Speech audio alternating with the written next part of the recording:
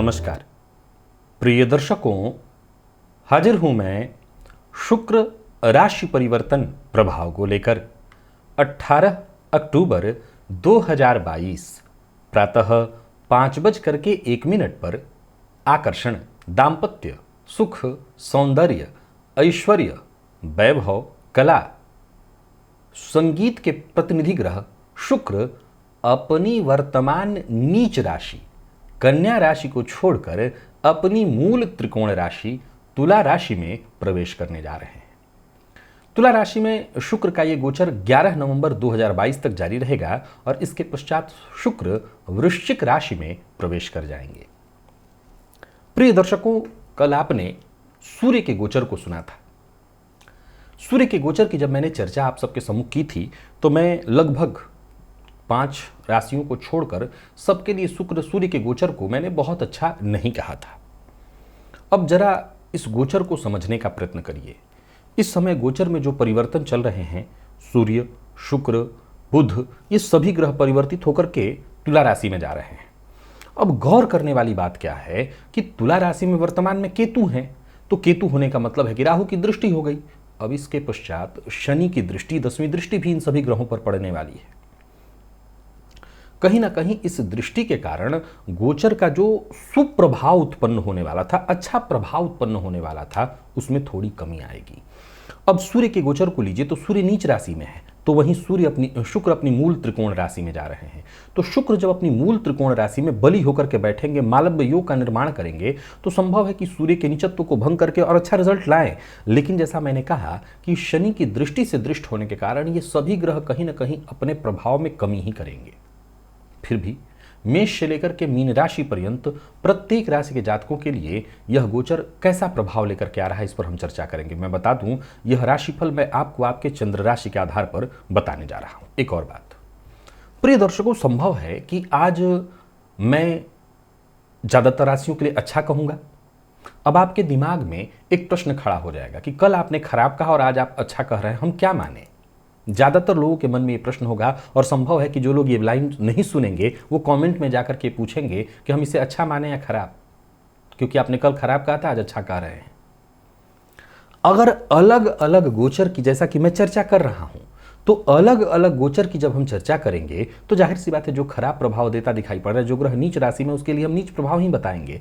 जो शुभ स्थिति में बैठ करके स्वगृही होकर के अपना प्रभाव दे रहा है, उसके लिए हम अच्छा प्रभाव देंगे, बताएंगे। अब अलग अलग व्यक्तियों पर इसका प्रभाव कैसा पड़ेगा, इसे जरा समझने का प्रयत्न करिए। मैं फिर दोहरा देता हूं कि मान लिया जाए आपकी जन्म कुंडली में कोई बहुत बुरा समय नहीं चल रहा है, दशा बहुत अच्छी चल रही है, चाहे वो सूर्य की बात हो या शुक्र की बात हो, ये सभी आपकी कुंडली में बहुत अच्छी स्थिति में है, तो इस गोचर से आपको डरने की आवश्यकता नहीं। फिर शुक्र के शुभ प्रभाव ही आप अपने ऊपर लीजिए। मैं फिर दोहरा रहा हूं कि फिर शुक्र के शुभ प्रभाव को ही आप अपने ऊपर लीजिए।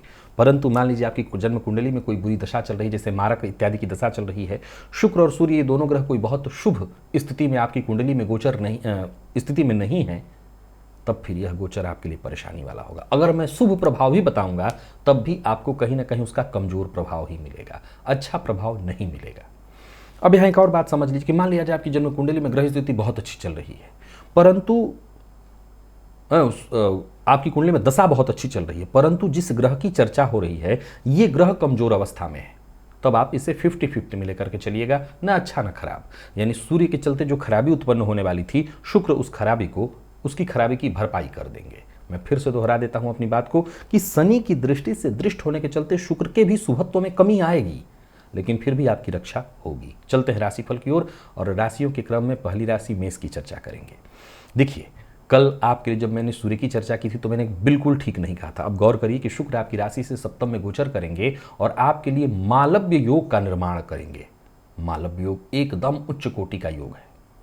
लेकिन मैं फिर से अपने उस पॉइंट पर आ जाता हूं कि यह दाम्पत्य जीवन में सूर्य के जलते जो कटुता उत्पन्न हो रही थी उसमें कोई कमी नहीं आएगी। एक और बात संभव है, क्योंकि कालपुरुष की कुंडली में तुला राशि जो है गुप्तांग को प्रदर्शित करता है। यहाँ सूर्य और शुक्र की युति पर राहु शनि की दृष्टि होने के कारण जननेंद्रिय से संबंधित कोई रोग, शारीरिक कष्ट होने की भी संभावना है। परंतु शुक्र से कुछ अच्छा मालव्य योग है तो कुछ तो लाभ होगा। परिश्रम से अगर आप व्यवसायी हैं तो व्यवसाय में पक्की सफलता मिलने की संभावना है।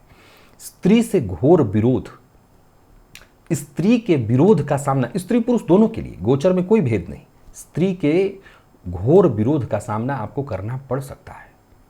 हालांकि शुक्र की दृष्टि लग्न पर होने के कारण यह गोचर आपके शारीरिक सौंदर्य में निखार तो लाएगा, परंतु संभव है कि चारित्रिक दुर्गुणता भी आपके अंदर उत्पन्न कर दे। वाहन का सुख प्राप्त होगा, इसमें कहीं कोई कमी नहीं, परंतु स्वास्थ्य से संबंधित परेशानियों की संभावना मुझे दिखाई पड़ रही है। इस गोचर काल के दौरान कल की तरह ही मैं पुनः दोहरा देता हूं कि दाम्पत्य जीवन में परेशानी साफ साफ दिखाई पड़ रही है। अब शुक्र के यहाँ आ जाने के चलते ये संभव है कहना कि संभव है कि आप अपने जीवन साथी के प्रति इस गोचर काल के दौरान ईमानदार न रह सकें, तो किसी तीसरे की वजह से भी दाम्पत्य जीवन में आग लगेगी, सचेत रहिए।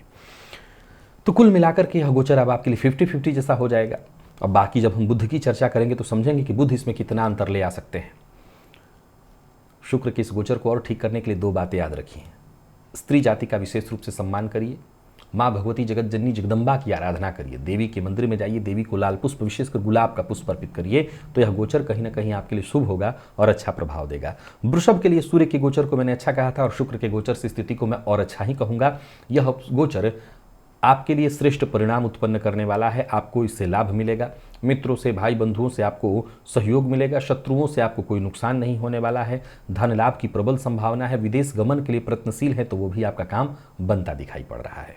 शुक्र 12वें पर अपनी पूर्ण दृष्टि डालेंगे और इसके चलते व्यय जरूर कराएंगे, लेकिन ये व्यय आपको आपके सुखों पर ही होने वाला है। यात्रा आप कर सकते हैं, यात्रा में कहीं कोई दिक्कत नहीं है। दाम्पत्य जीवन में थोड़ी परेशानी संभव है, लेकिन कुल मिलाकर के देखा जाए तो यह गोचर ठीक है। संभव है दाम्पत्य जीवन में कुछ कलह की स्थिति उत्पन्न हो, तो इसे संभाल लीजिएगा। और हाँ, स्त्री वर्ग से आपको भी सचेत रहना है, स्त्री वर्ग से सावधानी बेहद आवश्यक है। बाकी यह गोचर ठीक है, आपको ज़्यादा परेशान होने की जरूरत नहीं। सूर्य का भी गोचर ठीक था, शुक्र का गोचर भी आपके लिए लाभप्रद है। खान पान पर नियंत्रण, तब भी कहा फिर कह देता हूँ, खान पान पर नियंत्रण जरूरी है और सबसे ज़्यादा जरूरी है स्त्री वर्ग का सम्मान करना, देवी की आराधना करना। प्रत्येक शुक्रवार को देवी के मंदिर में जाइए, लाल पुष्प अर्पित करिए, घी का दिया जलाइए, अच्छा रहेगा यह गोचर। मिथुन के लिए पंचम में होने जा रहा है। सूर्य के गोचर को मैंने आपके लिए अच्छा नहीं कहा था, लेकिन शुक्र के गोचर को अच्छा कहूँगा। प्रेम के मामले में नहीं, संतान के मामले में नहीं, जो गर्भवती महिलाएं हैं उनके लिए स्थिति यथावत है, सचेत आपको रहना होगा। प्रेम के संबंध में परेशानी है, किसी तीसरे के आने के चलते, कोई गलतफहमी उत्पन्न होने के चलते परेशानी आएगी, परंतु यहाँ पर सफलता शुक्र के होने से विद्यार्थियों के लिए होगी। शिक्षा के क्षेत्र में सफलता आपको मिल जाएगी। शेयर मार्केट इत्यादि में कुछ हद तक आप लगा करके निवेश करके लाभ कमा सकते हैं, लेकिन खान पान पर नियंत्रण रखना होगा।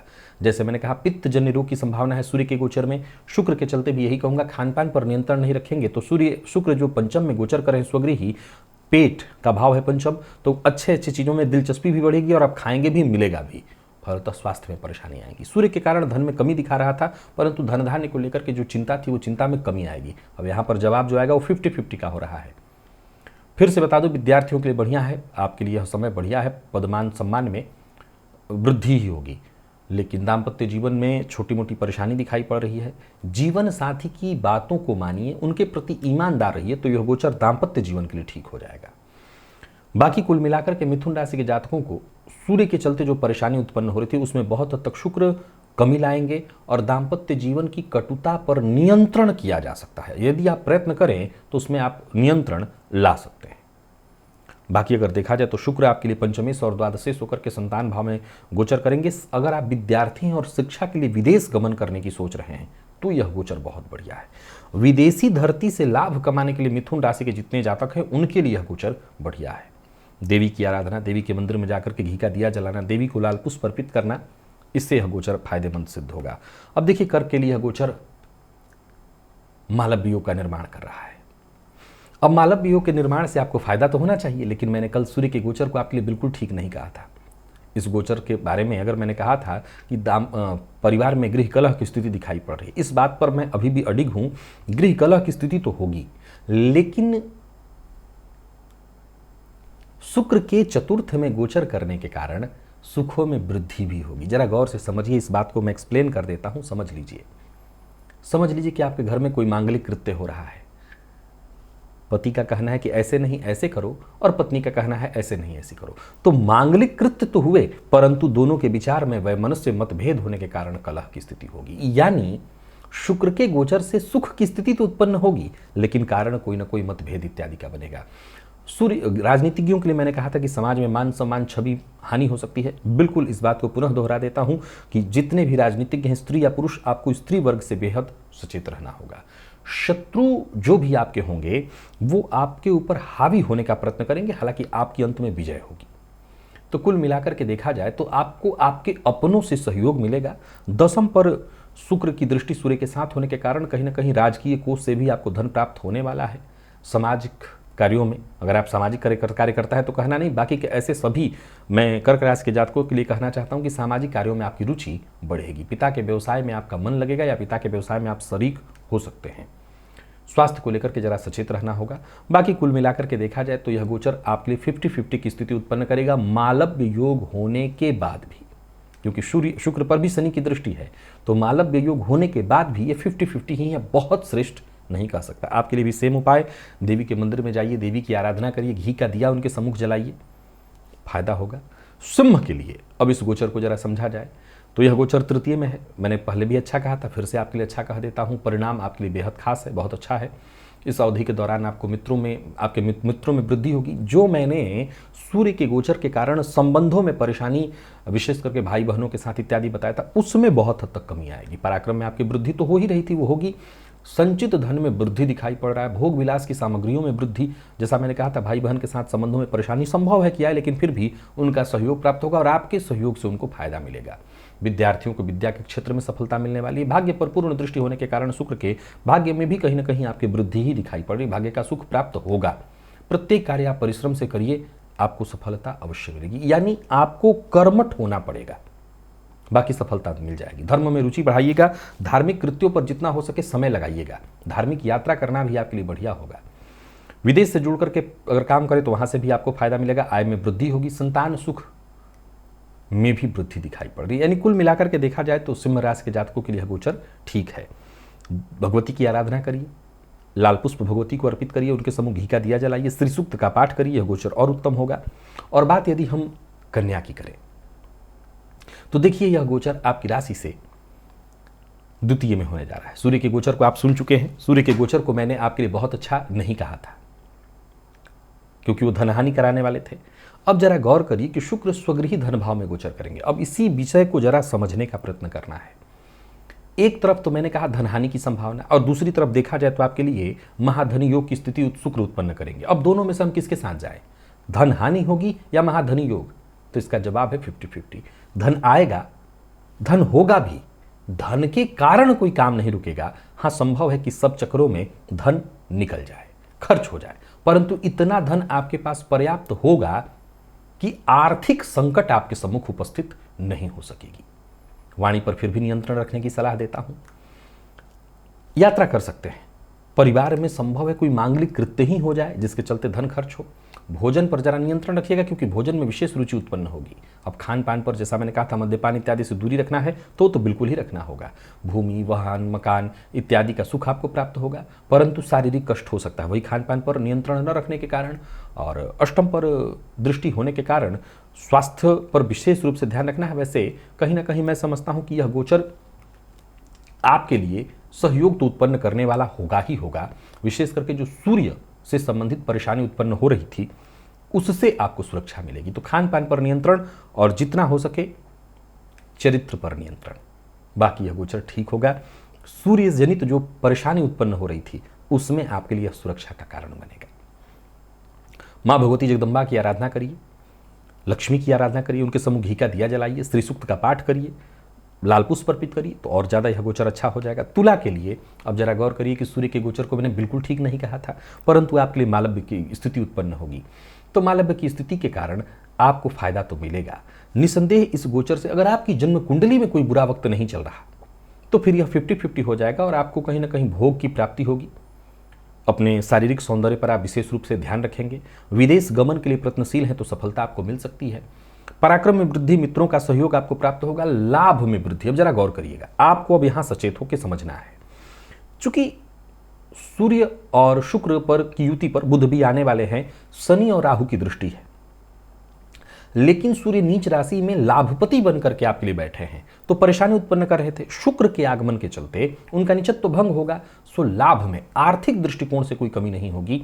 सरकारी यदि कोई कार्य था जिसमें बाधा उत्पन्न हो रही थी तो वो कार्य बनता दिखाई पड़ रहा है, उसमें सफलता मिलेगी। पिता का सहयोग भी बहुत हद तक प्राप्त होगा, पिता का सुख आपको मिलने वाला है। जो लोग नौकरी के क्षेत्र में उन्हें पदाधिकारी उच्चाधिकारियों का सहयोग प्राप्त होगा। पदोन्नति, मैंने कहा था पद उन्नति की जगह पद अवनति नीचे होगा, लेकिन यहां पर पदोन्नति के भी रास्ते खुलेंगे, परंतु दुराचार की प्रवृत्ति में वृद्धि होगी, स्वभाव में भटकाव साफ साफ दिखाई पड़ रहा है, तो यहां पर सचेत होना होगा। व्यापारियों के लिए ठीक है, व्यापार में लाभ होगा। कपड़े इत्यादि का आप व्यापारी हैं, खान पान से संबंधित आपका व्यापार है तो वृद्धि दिखाई पड़ रहा है। दाम्पत्य जीवन में कटुता की स्थिति थी वो यथावत रहेगी, उसमें कोई अंतर नहीं। तो कुल मिलाकर के देखा जाए तो तुला के लिए फिर भी यह गोचर कहीं ना कहीं अच्छा ही माना जाएगा, बल्कि ये मैं कह सकता हूं कि सूर्य के परिवर्तन के शुक्र के परिवर्तन के कारण आपके लिए स्थिति बहुत हद तक ठीक हो गई है, सुरक्षा आपकी बढ़ गई है। परेशानी होती उससे बचाव हुआ है। आपको भी देवी की आराधना करनी है, मंदिर में जाना है, उनका दर्शन करना है, घी का दिया उनके सम्मुख चलाना है, लाल पुष्प अर्पित करना है, विशेषकर गुलाब, फायदा होगा। वृश्चिक के लिए इस गोचर को मैंने यानी सूर्य के गोचर को मैंने ठीक कहा था, शुक्र के गोचर से और स्थिति अच्छी ही दिखाई पड़ रही। व्यय भाव में होने के बावजूद यह गोचर आपके लिए बढ़िया होगा। व्यय की स्थिति में अधिकता रहेगी लेकिन ठीक है। कोई निर्माण कार्य इत्यादि करना चाहते हैं तो करिए, धार्मिक कृत्यों पर भी व्यय करिए, शत्रुओं पर विजय साफ साफ दिखाई पड़ रही है। स्वदेश छोड़िए, विदेश से भी धन आगमन की संभावना है। कुटुंब का सुख भी आपको प्राप्त होगा। भाग्य में भी कहीं ना कहीं वृद्धि ही दिखाई पड़ रही है। कार्यों में सफलता की स्थिति दिखाई पड़ रही है। मनोरंजन भोग विलास की सामग्रियों पर व्यय थोड़ा ज्यादा होने वाला है, परंतु धन आगमन हो और धन व्यय हो तो कोई दिक्कत उसमें दिखाई नहीं पड़ती। विशेष करके विदेश गमन के लिए अगर आप प्रयत्नशील हैं तो यह गोचर आपके लिए बहुत अच्छा समय लेकर के आ रहा है। यूं समझ लिए कि आपकी अपेक्षाओं पर यह पूरी तरह से खरा उतरेगा। शत्रुओं पर विजय साफ साफ दिखाई पड़ रहा है। फिर भी मैं सलाह देता हूं किसी भी प्रकार के विवाद से आपको बचना होगा, बच करके निकल जाइए। यह गोचर आपको लाभ देकर के ही जाएगा, तो यह गोचर ठीक है वृश्चिक राशि के जातकों के लिए भी। बस वही उपाय है, आराधना करते रहिए, देवी के मंदिर में जाइए, उनका दर्शन करिए, गुलाब का पुष्प अर्पित करिए, घी का दिया जलाइए, लाभ रहेगा। गाय को हरा चारा भी देंगे तो फायदा मिलेगा। धनु के लिए सूर्य के गोचर को मैंने अच्छा कहा था, शुक्र के यहाँ पर आगमन से लाभ में कोई कमी दिखाई नहीं पड़ रही है। यह गोचर की स्थिति आपके लिए आय में वृद्धि कराने वाला है। खान पान पर नियंत्रण तो रखना ही होगा, लेकिन बाकी के मामलों में यह ठीक है। स्वास्थ्य का थोड़ा ख्याल रखिएगा। खान पान पर नियंत्रण के साथ साथ स्वास्थ्य पर ध्यान रखना होगा। कार्यों में सफलता की स्थिति दिखाई पड़ रही है। स्त्री वर्ग से विशेष रूप से सचेत रहना होगा, हालांकि सहयोग प्राप्त होगा।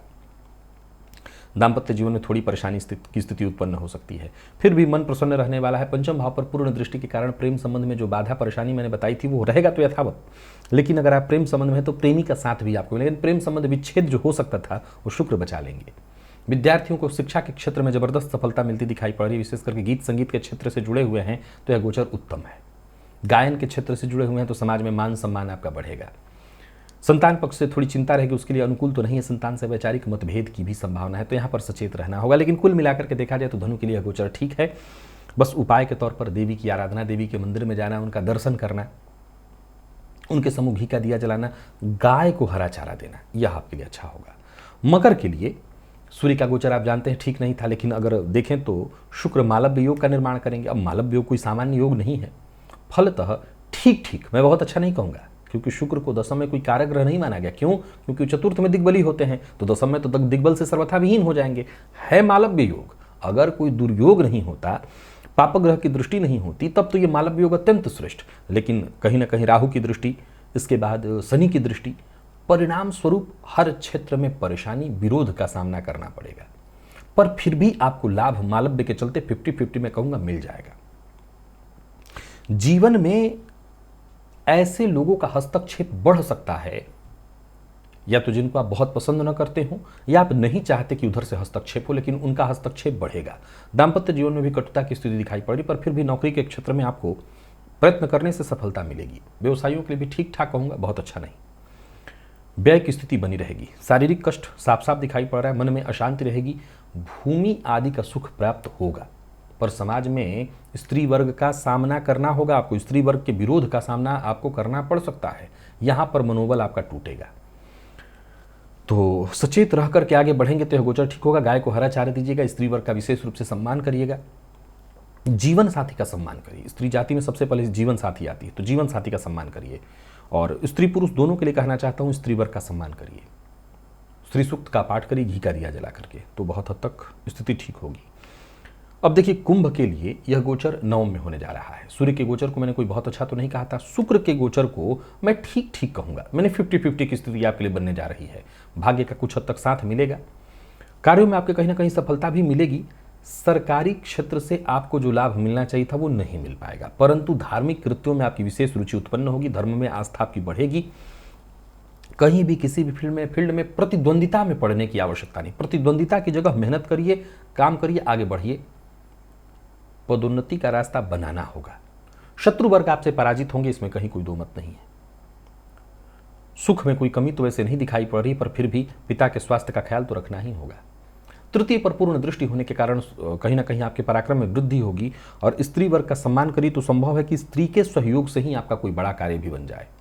तो कुल मिलाकर के मीन राशि के जातकों, कुंभ राशि के जातकों के लिए मैं पुरुषार्थ की बात कहता हूं। जितना हो सके अधिक से अधिक पुरुषार्थ करिए।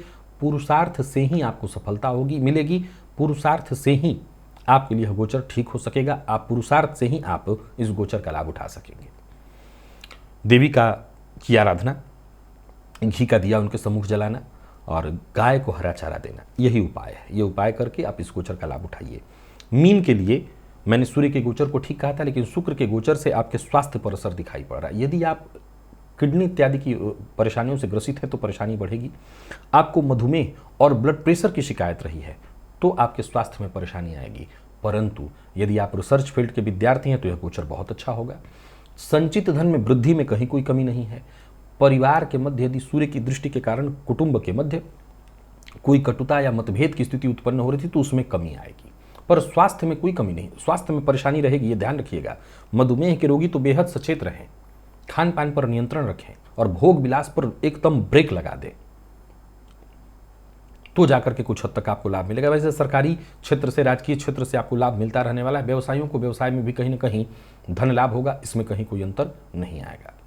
तो कुल मिलाकर के सफलता मिलेगी। पिता के स्वास्थ्य को लेकर के जरा सचेत रहेगा। पिता के स्वास्थ्य को अनुकूल बनाए रखने का प्रयत्न करना है। खान पान पर नियंत्रण बेहद आवश्यक है। फिर भी यह गोचर आपके लिए ठीक है।